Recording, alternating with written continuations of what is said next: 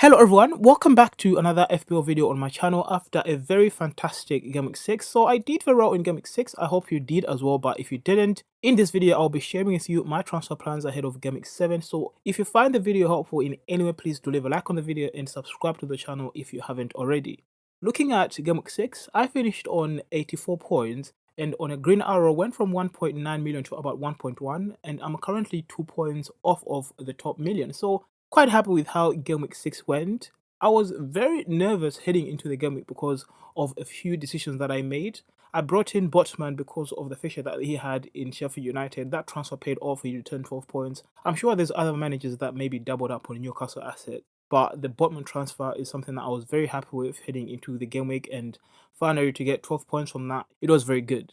When I look at my team, when I was watching Brighton, they conceded a goal early in the fixture. Mitoma didn't start. When I look elsewhere, Cash was playing Chelsea. I wasn't sure I was going to get a clean sheet from there. Man City, they always concede a goal and they had a red card in the fixture against Nottingham Forest. So it was quite a mix of a game week. I was not really expecting much from it. I thought it was going to be a very terrible game week as some of my picks didn't start.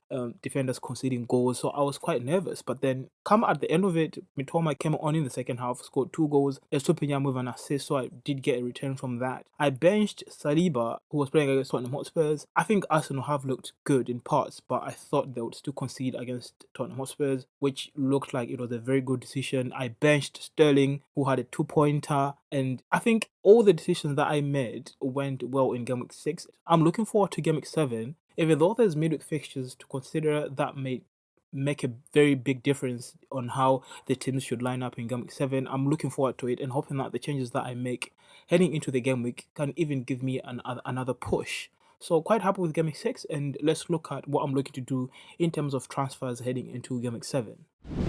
Looking at Game Week 7, this is how my team currently looks without making any changes. I'm quite happy with where the team currently is. I have a few flags that I need to attend to, but I'm not too worried about them. Madison is currently flagged, but I think he should be alright come Game Week 7. Orton Edward is also flagged, and Martinez is also flagged. I'm not too concerned, but I think there's a few changes that I'll need to make come the deadline for Game Week 7. Now, in terms of transfers, I think Newcastle are currently the hottest team to target, not because of the performance they had in Game Week 6, but rather because of the fixtures that they have coming up in the next few game weeks. So if by any reason you're still unsure, I think downgrading him to a Newcastle defender in terms of Botman, Burn or Fabian Schär should be on the cards, and if you have the fans, I think getting him to Trippier is also something that you should be considering. In midfield, I'm looking at Rashford and Sterling as my transfer out options. Now, this is just a delayed transfer that I wanted to make in Game Week 6.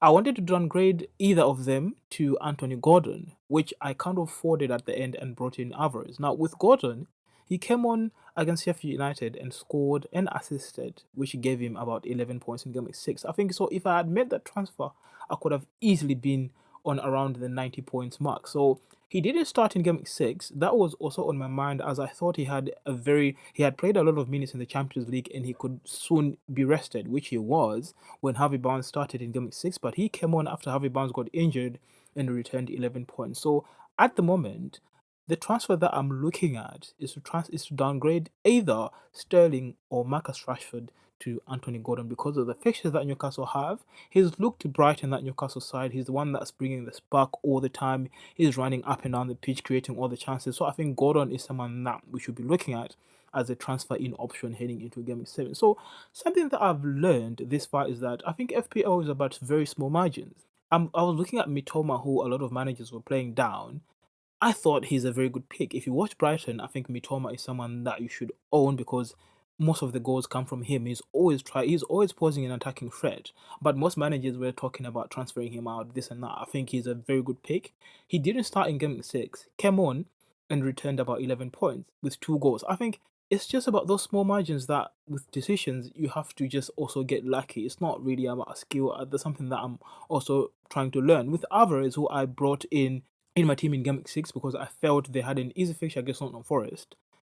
He got taken off at halftime without any return. So after Rodri got a red card. So I think it's just one of those decisions that we make, and sometimes we need to get lucky. When luck falls on your side, you can have a player that you bring into your team and has some massive return. So I think this game week, I'm looking at Anthony Gordon as the player that I'll be looking to bring into my team ahead of Gameweek 7. Now, in terms of teams with double fixtures in Gameweek 7, Burnley play Newcastle and Luton play Everton and Burnley. Now, with Burnley, Newcastle, not an easy fixture. Luton, I think that's a fixture that they could do very well in with Luton. They play Everton, which is not really an easy fixture to get returns from. I think Everton are also trying to fight and get some results. They only got their first 3 points of the season against Brentford in Game 6, so I don't think they'll make it any easier for Luton. And with Luton, they play against Burnley, who are quite organized, which I don't think are very, very easy fixtures. But in case you're still looking to attack the double game week players, with Burnley, I think Koleosho and Amdouni are the players that you should be looking at. Now, with Koleosho, I've watched him in about 2 game weeks, and he's the one that's always creating the chances in that Burnley side. So I think if you're looking for a Burnley asset, Koleosho is the first player that should be on your list, and Anduni is the one that's playing in place of Lyle Foster, who's currently suspended. Now, he blanked in Game 6 against United after he failed to convert a very clear chance, but he did score against Nottingham Forest in Game 5. So he's got a goal against Nottingham Forest in Game 5.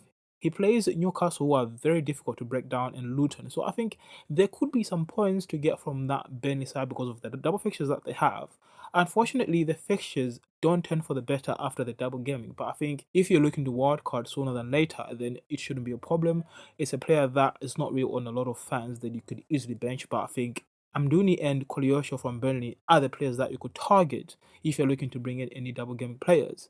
Now, with Luton, I think Carlton Morris is the only pick that I would consider bringing into my team. He's currently on penalty, and he's also the main man at Luton. He's always running up and down the pitch. He's the one that puts in the most effort. So I think with Luton, Carlton Morris is the only one that I'll be looking at as an option to bring into my team for the double game week 7. So if you're looking to target any players in the double game week 7, for Burnley, Andoni and Koleosho are the players for you, and for Luton, I think Carlton Morris is the easy pick in terms of a player with double fixtures in Game 7. Now, if you have Jackson in your team, a player that most managers brought in because of the fixtures that Chelsea had, they had a very good run of fixtures, and we thought we could get some returns from the Chelsea assets. In my case, I brought in Sterling, who returned for me in the first game that I brought him in, but after that, he reverted back to type and he started missing clear-cut chances. So I think with Sterling in my team, that's someone that I'm looking to transfer out. But if you have Jackson, I think looking at the Newcastle attackers should be on the cards. I think the only challenge is to pick the one that will start in the Premier League, as they have Champions League fixtures, which they are likely to rotate. I think Wilson and ISAK are the players that you should be targeting. They're not far off in terms of the price point, but I think those are the players that I would target if I had Nicolas Jackson in my team. Now, with Newcastle, like I said, they play Burnley, West Ham United, Crystal Palace, Wolves, and then they play Arsenal, and then they'll have Bournemouth. So about 4 or 5 fixtures that you can get some very good returns from those Newcastle assets. So if you've got Nicolas Jackson, I think the Newcastle assets is something that I should be looking at. And also, Julian Alvarez is also a straight swap. They play Wolves in Game 7, which is a very good fixture for Man City. I think there could be some very good returns to get from that. But then after that, they play Arsenal, Brighton, and Manchester United. So not very good fixtures after Game 7 for Man City. But I think Alvarez is a long-term pick that I think with Man City, if they get returns, he's always up there with some of the players that do get returns in the Manchester City side. So if you've got Jackson, looking at Newcastle attackers, and the Man City attacker in Alvarez should be on the cards. So that's where I currently am with my early transfer thoughts heading into Game 7. There's midweek fixtures in the Carabao Cup that we should look out for. Anything can change. There could be some injuries that force us to make other changes in the teams, but at the moment, those are the transfers that I'm currently looking at heading into Game 7. So do me a favor, hit the like button if you found the video helpful in any way. And if you made it this far, thank you so much for watching, and I'll see you soon.